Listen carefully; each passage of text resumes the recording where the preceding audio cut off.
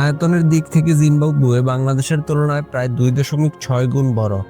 দেশটির মোট আয়তন 3,90,757 বর্গ কিলোমিটার, যেখানে বাংলাদেশের আয়তন 1,48,460 বর্গ কিলোমিটার। কিন্তু জনঘনত্বের দিক থেকে চিত্রটি সম্পূর্ণ বিপরীত। বিশাল এই ভূখণ্ডে বাস করে মাত্র 1,63,00,000 মানুষ। তুলনা করলে দেখা যায় বাংলাদেশের জনসংখ্যা জিম্বাবুয়ের চেয়ে প্রায় 10 গুণ বেশি। ভারতের সাথে তুলনা করলে এই পার্থক্য আরও আকাশচুম্বী, যেখানে ভারতের জনসংখ্যা জিম্বাবুয়ের প্রায় 85 গুণ বেশি। প্রতি বর্গ কিলোমিটারে এখানে বাস করে মাত্র 42 জন মানুষ, যা দেশটিকে একটি খোলামেলা ও কোলাহলমুক্ত পরিবেশ দিয়েছে। দেশটির রাজধানী ও বৃহত্তম শহরের নাম হারারে। প্রায় 15 লক্ষ মানুষের এই শহরটি দেশটির বাণিজ্যিক ও প্রশাসনিক কেন্দ্র।